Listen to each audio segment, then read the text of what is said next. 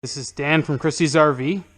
Today we're going to be taking a look at this Jayco J-Flight SLX 175RD.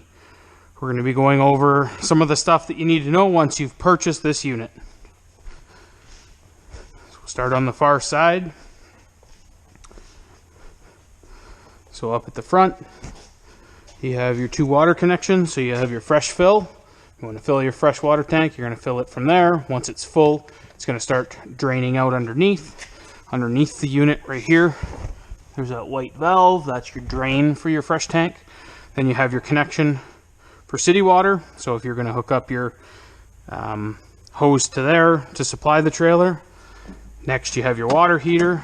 So inside the water heater compartment you have your drain plug. Before you remove your drain plug, you're going to want to take the pressure off the system, so open a set of taps inside. Your pressure relief valve is here. It is common for them to drip a bit. Now to light this unit, you have to turn this knob to pilot. Once you get to pilot, you can push down on the red knob. So you'll push and hold it down. You'll light the pilot over on the side. You're going to hold it for 5 or 10 seconds.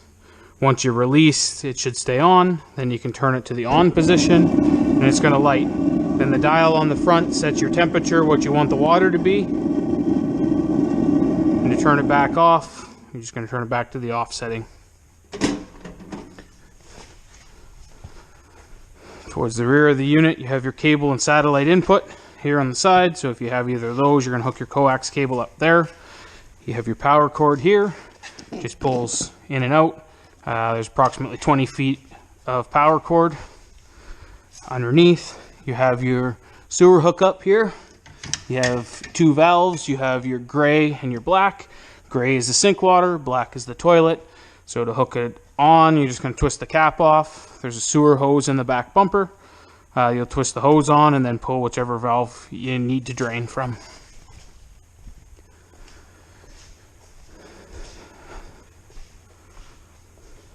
So on the door side of the unit, you have your furnace exhaust. Obviously it'll be hot if it's running.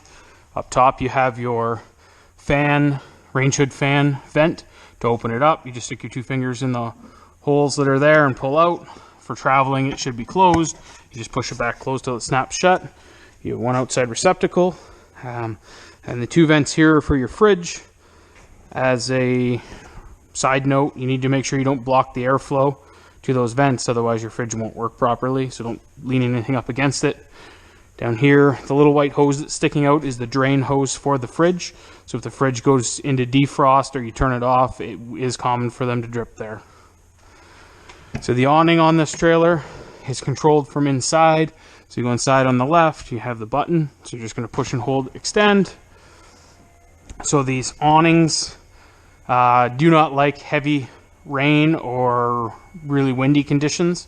So you need to roll it up if that's what you're having. As well as I'd recommend if you're not going to be at your unit that you roll it up. So these arms, both arms front and back, are adjustable. So to adjust them, you just grab this bottom arm and pull down. You can do one side or both sides. And then when you want to go back up, you're just going to push it back straight. One thing to note is that over time, because this is a friction fit, they will stop holding when you pull it down. You just need to tighten the bolts up a little bit tighter. And to retract the awning, you're just going to press and hold retract all the way. So inside on your right hand side here is your carbon monoxide and propane detector. So this is wired to the battery on the trailer. It does have a test button. If it goes off, it tells you if it's propane or carbon monoxide. If you let the battery on the trailer get too low, it will have a high-pitched squeal to inform you that it's not going to work properly. So beside the awning switch, you have your two light switches. So one's the light under the awning, the other one's the interior lights. Then you have your monitor panel, so you can check your battery, fresh, black, or gray tanks. Then you have your water pump switch if you're going to run the water pump. You just turn the switch on there. Next up, you have your GFI receptacle. So any of the plugs that are in a wet location, so the bathroom and the kitchen area, are controlled through here, as well as the exterior plug. So if it's tripped, it's going to have the little red light on. You just reset from here. The range hood just has the two switches for either your light or your fan. Light the top, you're just going to select light and light it with a lighter.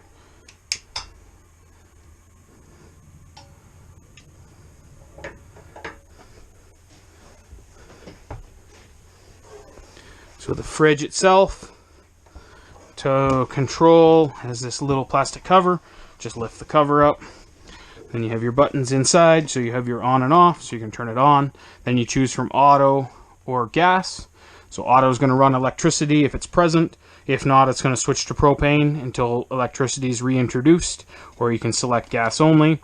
If you go to gas only, if it does not light, the little check light's going to come on to inform you it didn't light.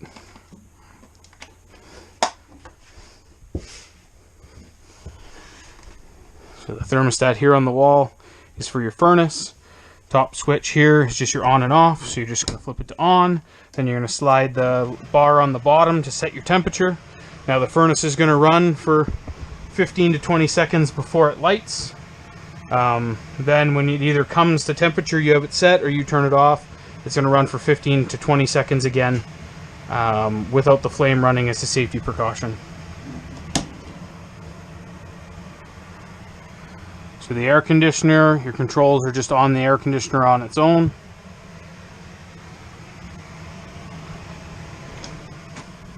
So in the bathroom, the toilet's foot flush. So to flush the toilet, you step on the pedal all the way to the floor.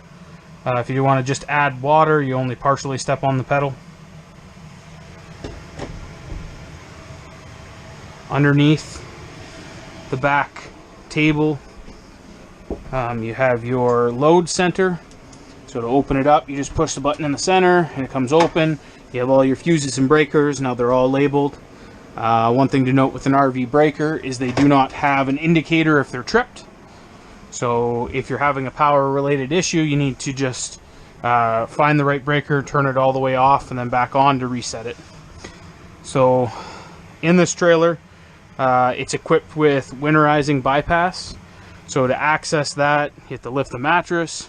Once you lift the mattress, there's a plywood cover here. You got to take a couple screws out.